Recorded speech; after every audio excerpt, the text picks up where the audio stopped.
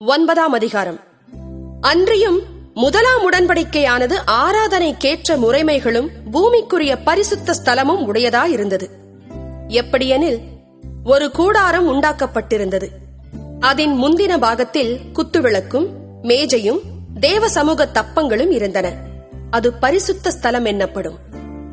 2ஆம் திரைக்குள்ளே மகா பரிசுத்த ஸ்தலம் என்னப்பட்ட கூடாரம் இருந்தது.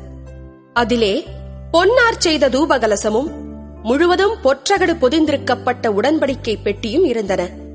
அந்த பெட்டியிலே மன்னா வைக்கப்பட்ட பொற்பாத்திரமும் ஆரோனுடைய தளிர்த்த கோலும் உடன்படிக்கையின் கற்பலகைகளும் இருந்தன. அதற்கு மேலே மகிமையுள்ள கேருபீன்கள் வைக்கப்பட்டு கிருபாசனத்தை நிழலிட்டிருந்தன. இவைகளை குறித்து விவரமாய் பேச இப்பொழுது சமயமில்லை. இவைகள் இவ்விதமாய் ஆயுத்தமாக்கப்பட்டிருக்க, ஆசாரியர்கள் ஆராதனை முறைமைகளை நிறைவேற்றும்படிக்கு முதலாம் கூடாரத்திலே நித்தமும் பிரவேசிப்பார்கள். 2ஆம் கூடாரத்திலே பிரதான ஆசாரியன் மாத்திரம் வருஷத்திற்கு ஒரு தரம் இரத்தத்தோடே பிரவேசித்து அந்த இரத்தத்தை தனக்காகவும் ஜனங்களுடைய தப்பிதங்களுக்காகவும் செலுத்துவான். அதனாலே முதலாம் கூடாரம் நிற்கும் அளவும் பரிசுத்த ஸ்தலத்திற்கு போகிற மார்க்கம் இன்னும் வெளிப்படவில்லை என்று பரிசுத்த ஆவியானவர் தெரியப்படுத்தியிருக்கிறார்.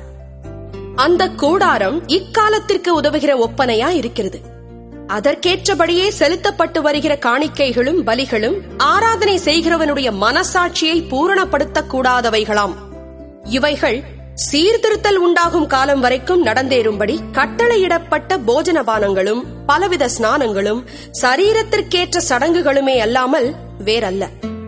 கிறிஸ்துவானவர் வரப்போகிற நன்மைகளுக்குரிய பிரதான ஆசாரியராய் வெளிப்பட்டு கையினால் செய்யப்பட்டதாகிய இந்த சிருஷ்டி சம்பந்தமான கூடாரத்தின் வழியாக அல்ல, பெரிதும் உத்தமமுமான கூடாரத்தின் வழியாகவும் வெள்ளாட்டுக்கடா இளங்காளை இவைகளுடைய இரத்தத்தினாலே அல்ல, தம்முடைய சொந்த இரத்தத்தினாலும் ஒரே தரம் மகா பரிசுத்த ஸ்தலத்திலே பிரவேசித்து நித்திய மீட்பை உண்டு பண்ணினார்.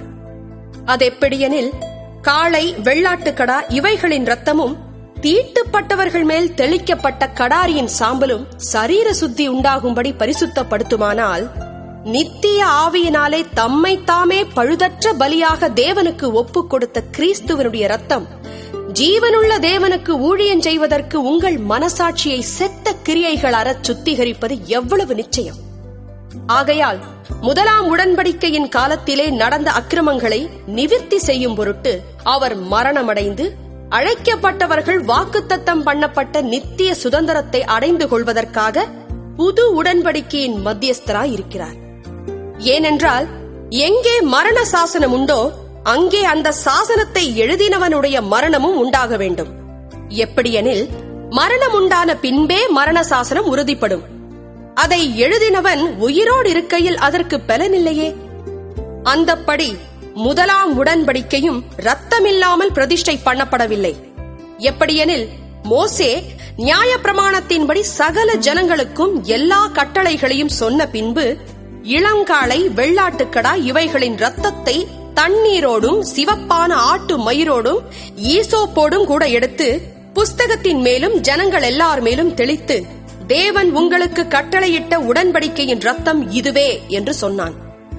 இவ்விதமாக கூடாரத்தின் மேலும் ஆராதனைக்குரிய சகல பணிமுட்டுகளின் மேலும் இரத்தத்தை தெளித்தான். நியாயப்பிரமாணத்தின்படி கொஞ்சம் குறைய எல்லாம் இரத்தத்தினாலே சுத்திகரிக்கப்படும். இரத்தம் சிந்துதல் இல்லாமல் மன்னிப்பு உண்டாகாது. ஆதலால் பரலோகத்தில் உள்ளவைகளுக்கு சாயலானவைகள் இப்படிப்பட்ட பலிகளினாலே சுத்திகரிக்கப்பட வேண்டியதாயிருந்தது. பரலோகத்தில் உள்ளவைகளோ இவைகளிலும் விசேஷித்த பலிகளாலே சுத்திகரிக்கப்பட வேண்டியதாமே.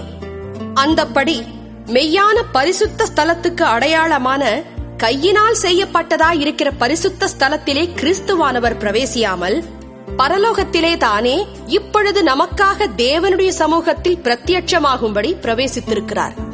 பிரதான ஆசாரியன் அந்நிய ரத்தத்தோடு வருஷந்தோறும் பரிசுத்த ஸ்தலத்துக்குள் பிரவேசிக்கிறது போல அவர் அநேகந்தரம் தம்மை பலியிடும்படிக்கு பிரவேசிக்கவில்லை.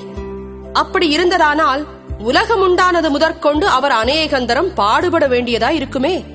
அப்படியல்ல, அவர் தம்மை தாமே பலியிடுகிறதுனாலே பாவங்களை நீக்கும் பொருட்டாக இந்த கடைசி காலத்தில் ஒரே தரம் வெளிப்பட்டார். அன்றியும் ஒரே தரம் மரிப்பதும் பின்பு நியாய தீர்ப்படைவதும் மனுஷருக்கு நியமிக்கப்பட்டிருக்கிறபடியே கிறிஸ்துவும் அநேகருடைய பாவங்களை சுமந்து தீர்க்கும்படிக்கு ஒரே தரம் பலியிடப்பட்டு தமக்காக காத்துக் கொண்டிருக்கிறவர்களுக்கு ரட்சிப்பை அருளும்படி இரண்டாந்தரம் பாவமில்லாமல் தரிசனமாவார்.